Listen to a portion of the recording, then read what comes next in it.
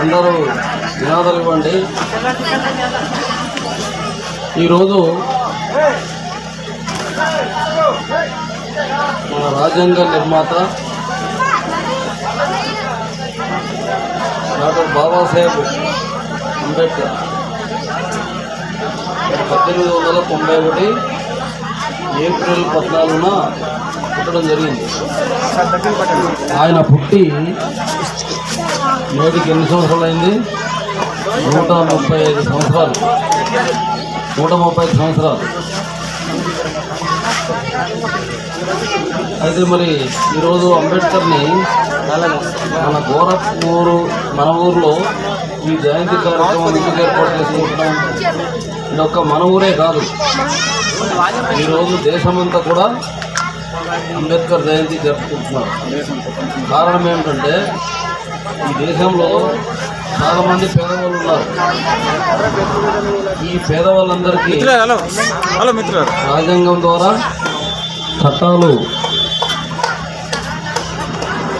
కొన్ని హక్కులు అంటే చదివే హక్కు, భూమి హక్కు, ఉద్యోగం చేసుకునే హక్కు, ఉద్యోగ సదుపాయాలు, ఓటు హక్కు, మరి తర్వాత రాజకీయ పదవులు, రాజకీయాల్లో ఎలక్షన్లో పోటీ చేసే హక్కు, పదవుల్లో ఉండే హక్కు, అన్ని అవకాశాలు దేశ ప్రజలందరికీ అంబేద్కర్ పోరాటం చేసి ఉద్యమం చేసి ఇచ్చాడు. కాబట్టి ఆ మహానుభావుడికి మనం ఈరోజు ఏంటి 135 పుట్టినరోజు సందర్భంగా ఇక్కడ ఈ సభ జరుపుకుంటున్నాం. ఆయన పుట్టినరోజు మన ఆదివాసులకు నిజమైన పండుగ రోజు. ఆయన పుట్టినరోజు ఏంటి? నిజమైన పండుగ. ఆదివాసులు అంటే మనం ఆదివాసులకు పండుగ రోజా కదా? ఎందుకు పండుగ రోజు అంటే ఈరోజు చాలామంది ఇక్కడ పిల్లలు ఉన్నారు, చదువుతున్నారు, చదువు మానేసి ఇంట్లో ఉన్నవాళ్ళు ఉన్నారు, బీఈడి చేసి ఇంటిదారు ఉన్నవాళ్ళు ఉన్నారు. రోజు అయిపోయింది.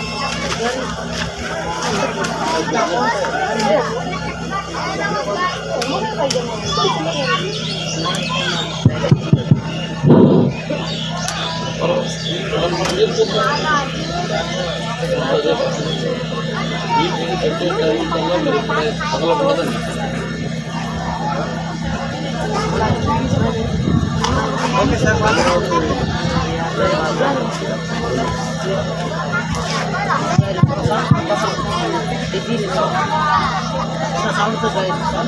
హలో,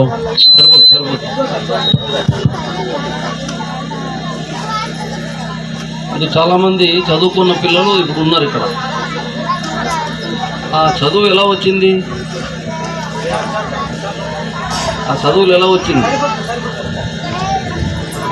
మనకు రోజు ఇంటి నుంచి కేరస్ పంపిస్తున్నారా? బడికి కేరస్ వస్తుందా? ఇంటి నుండి వస్తుందా? మరి పంపిస్తున్నావా? లేదు. మరి అక్కడ భోజనం పెడుతున్నారు. ఎవరు పెడుతున్నారు? గవర్నమెంట్ పెడుతున్నారు. ఆ గవర్నమెంట్కి భోజనం పెట్టడానికి మన మహాపురుషులు చాలామంది చాలా కష్టపడ్డారు. చాలా ఈ చదువు వద్దు, ఈ చదువు ఉండకూడదు, సదుపాయం ఉండకూడదు, ఈ పదవులు ఉండకూడదు, ఓట్లు ఉండకూడదు అని అడ్డుకున్న వాళ్ళతో దెబ్బలాడి వాళ్ళతో యుద్ధం చేసి ఆ యుద్ధంలో గెలిచి రాజ్యాంగం రాసి రాజ్యాంగం ద్వారా మనకు హాస్టల్ మెతుకులు, హాస్టల్లో రాజ్యాంగంలో రాయకపోతే మన పిల్లలకు హాస్టల్ మెతుకులు లేదు, కాలేజీలో సీట్ లేదు, కాలేజ్ చదువు లేదు, ఓటు లేదు, ఓటు హక్కు లేదు, మన ward member, sarpanch, MPTC, ZPTC, MLA, ఎంపీలు పోటీ చేయడానికి కూడా హక్కు లేదు. అయితే ఎప్పుడు ఇది అంబేద్కర్ రాజ్యాంగం రాయడానికి ఎంతమంది రాశారు? 200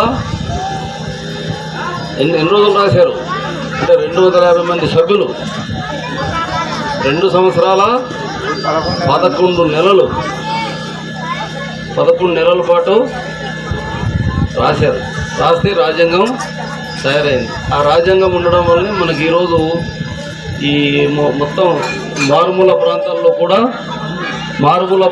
కూడా మనకు ఈ స్కూల్స్ ఉన్నాయి, బడి ఉంది కదా. మరి ఇది రాకముందు ఒక్కసారి మనము ఇప్పుడు పరిస్థితి, ఇప్పుడు మన పని ఏంటి?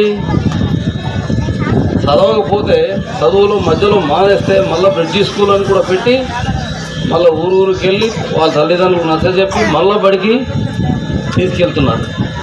కానీ ఒక్కసారి మనం చరిత్రలోకి వెళ్తే ఎప్పుడది 1818 సంవత్సరాల నాటికి వెళ్తే మనకు చదువుకునే హక్కు లేదు.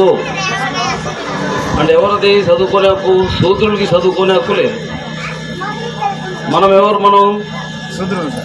మనం శూద్రులు ఎంతమంది దేశంలో? 100కి 90% మంది, 100లో 90 మంది శూద్రులు, 100లో 3 ఎవరు? బ్రాహ్మణులు.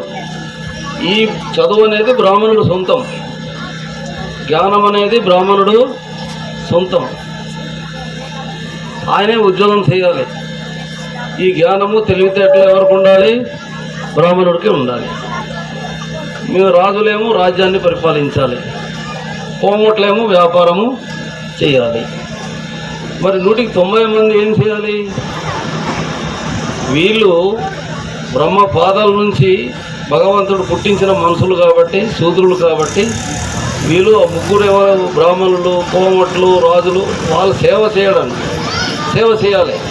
సేవ చేసే బానిసలు కాబట్టి బానిసలకు ఏముంటుంది? చదువు ఉండదు, జ్ఞానము ఉండదు, తర్వాత భూమి ఉండదు, వ్యాపారం ఉండదు, ఇంకేముంటాయి? ఏమీ ఉండదు. వీళ్ళ పని ఏంటి? వాళ్ళ తిని జల్లేసినట్టు మిగిలించిన ఎంగిలి మెతుకులు తిని మనం బతకాలి. ఈ 100కి 90% మంది ఉన్నటువంటి శూద్రులు వాళ్ళు బట్టలు వేసుకొని తిరిగిపోయిన తర్వాత వదిలేస్తారు కదా, ఆ బట్టలు వేసుకోవాలి. కానీ శూద్రులు అనేవాళ్ళు ఎవరు? కొత్త బట్టలు వేసుకోవడానికి అర్థమైంది కదా, హక్కు లేదు. అటువంటి హక్కు లేదు. ఆ రోజుల్లో మహాత్మా జ్యోతిరావు పూలే చదువుకోవడానికి ప్రయత్నం చేశాడు. 1818 సంవత్సరాలకు ముందు ఈ పరిస్థితి ఉండేది. అప్పుడు ఏమిటంటే మూతికి ముంత, మన ఆస్తి అది, శూద్రుల యొక్క ఆస్తి, అతిశూద్రుల యొక్క ఆస్తి ఏంటి? మూతికి ముంత, మెడకి గంట, ముటికి అంటే మొలకు చీపురు. ఇది వాళ్ళు మనకి ఇచ్చినటువంటి హక్కు, ఆస్తులు. అదే మన ఆస్తి. అంతకుమింద భూమి లేదు, చదువు లేదు, ఉద్యోగం లేదు, ఏ హక్కులు లేవు, ఓటు లేదు, ఏ పదవి కూడా లేదు. అది అప్పుడు ఏమైంది? బ్రిటిష్ వాళ్ళు వచ్చిన తర్వాత ఈ పరిస్థితుల్లో కొంత మార్పు వచ్చింది. అప్పుడు ఏం చెప్పేవారంటే, అప్పుడు దీన్నే మనుధర్మం అంటారు. మనుధర్మం అంటే అర్థం ఏంటి? మనుధర్మం ఎవరి కోసం? మనుధర్మం ఎవరి కోసం? నీ కోసమా, నా కోసమా? మనుధర్మంలో ధర్మం ఉందా? ధర్మం లేదు. చదువద్దు, నీవు చదువద్దు, నువ్వు ఎంగిలి మెతుకులు తిని బతుకు, చిరిగిపోయిన బట్టలు వేసుకొని నువ్వు బతుకు, నీవు చదవకూడదు. చదివితే సీసం పోసి చంపేస్తాం, తర్వాత వింటే సీసం పోసి చంపేస్తాం, చూస్తే కనుగుడ్లు పీకి చంపేస్తాం, తర్వాత చదివితే నాలుకలు కోసి చంపేస్తాం. ఇలాంటి బాధలు పెట్టి మనకెప్పుడు 1818 నాటికి ఇలాంటి కష్టాలు మనకు ఉండేవి. ఈ కష్టాల నుంచి మనల్ని బయట తీయడం కోసం మొట్టమొదటిసారిగా మహాత్మా జ్యోతిరావు పూలే మన పోరాటం మొదలుపెట్టి ఆయన చదువుకున్నాడు. మహారాష్ట్రలో పూనా పట్టణంలో ఆయన ఒక్కడే పెద్ద చదువుకున్నాడు. బ్రాహ్మణుల కంటే ఎక్కువ చదువుకున్నటువంటి వాడు, తెలివైనటువంటి వాడు. ఇతన్ని ఒక బ్రాహ్మణ కుర్రవాడు స్నేహం ఉండేది. వాడు పెళ్ళి అయినప్పుడు ఇతను పిలిచినప్పుడు పెళ్ళికి స్నేహితుడు పిలిచాడు కదా అని వెళ్తాడు.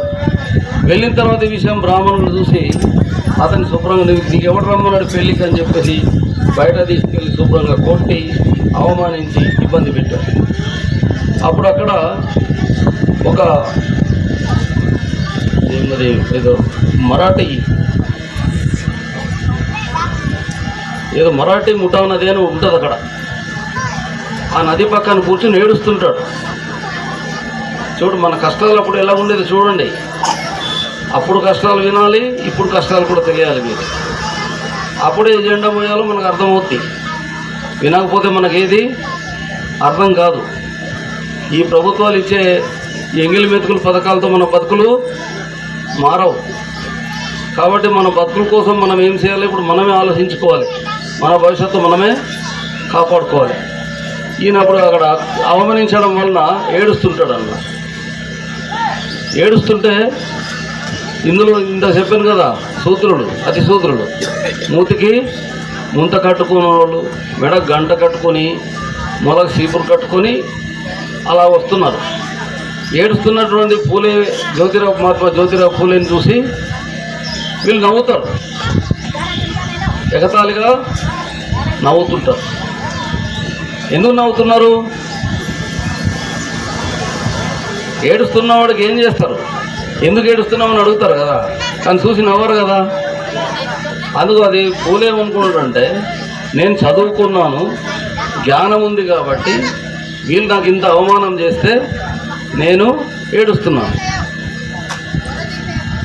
వాళ్ళకి చదువు లేదు కాబట్టి, జ్ఞానం లేదు కాబట్టి నాకు చూసి వాళ్ళు నవ్వుతున్నారు.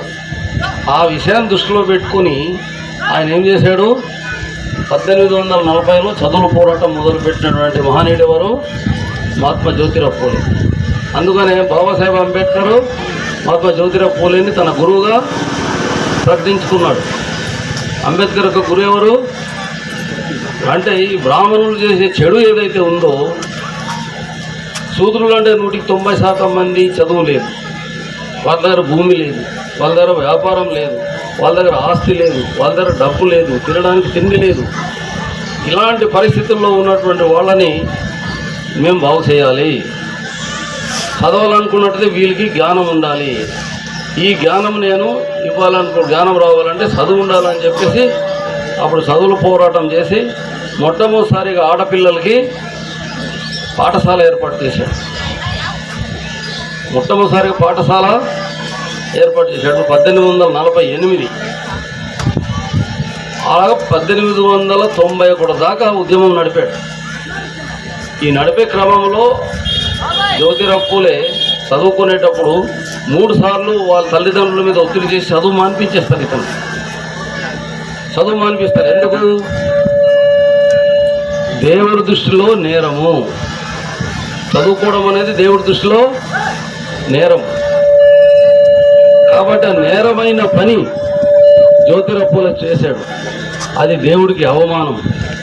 కాబట్టి అలాంటి అవమానము, అలాంటి నేరము, అలాంటి తప్పుడు పని చేస్తున్నాడు. కాబట్టి ఏం చేశారు, అతను కుటుంబాన్ని వెలివేస్తారు. కుటుంబాన్ని వెలివేసేస్తారు. ఎందుకు అంటే, దేవుడు చేయకూడదని చెప్పిన పని వీళ్ళు చేస్తారు. దేవుడు అంటే అక్కడ ఎవరు? బ్రాహ్మణుడు. దేవుడు ఏజెంట్ బ్రాహ్మణుడు, దేవుడితో మాట్లాడేవాడు బ్రాహ్మణుడు. అయితే ఎప్పుడైతే ఇది నేరం అని చెప్పేసి భయపించి దానికి వాళ్ళ మాటలు విని, వాళ్ళ మాటలు నమ్మి భయపడి ఏం చేసేవారు, తన జ్యోతిరావు పూలేని ఆ కుటుంబాన్ని మొత్తం వెలివేసేస్తారు. అది ఎంతవరకు నడిచింది? 1848 దగ్గర నుంచి. ఆయన ఎప్పుడు చనిపోయాడు? 1890లో చచ్చిపోయాడు. 90 చనిపోయేదాకా ఎవరి కోసం వెలివేయబడ్డాడు? ఎవరి కోసం ఆయన అంత కష్టపడ్డాడు అంటే, మన చదువుల కోసం. ఈ మూతికి ముంత తీసేయడానికి, మెడకు గంట తీసేయడానికి, మొలక చీపురు లేకుండా దాని స్థానంలో ఏముండాలి? చేతికి కలం ఉండాలి. అదే జ్ఞానం. అందుకే అంబేద్కర్ జ్యోతిరావు పూలేని గురువుగా ఎంచుకున్నాడు. ఆ ఉద్యమం మళ్ళీ సాహు మహారాజ్ కొనసాగిస్తారు. సాహు మహారాజ్ టైంలో పాఠశాలలు ఏర్పాటు, చదువులు వచ్చింది. ఆ తర్వాత మళ్ళీ ఏం ఏర్పాటు చేశాడు? కాలేజ్ చదువులు కూడా అప్పుడే వచ్చాయి, చదువుకునే అవకాశాలు వచ్చాయి. అంటే ఇది చరిత్ర. ఈ చరిత్ర ఇదే. దీన్నే ఏమంటాం? మనుధర్మము అంటాం. దీన్నే మనుధర్మం చరిత్ర. ఆ మనుధర్మం అంటే ఏటో మనం తెలుసుకోకపోతే, మనుధర్మం వల్ల ఎవరికి నష్టం జరిగిందో మనం తెలుసుకోకపోతే,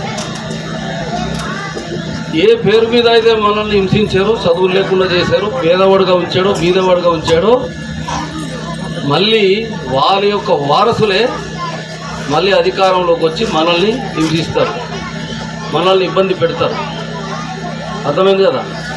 అందుకబట్టి మనుధర్మం మనకు శత్రువు అయినప్పుడు మనువాద పార్టీలు కూడా ఏమవుతుంది? మనువాద పార్టీలు మన అన్నదమ్ములు అవుతారా? మనుధర్మం మన శత్రువా కాదా? ఎందుకు శత్రువు చెప్పండి?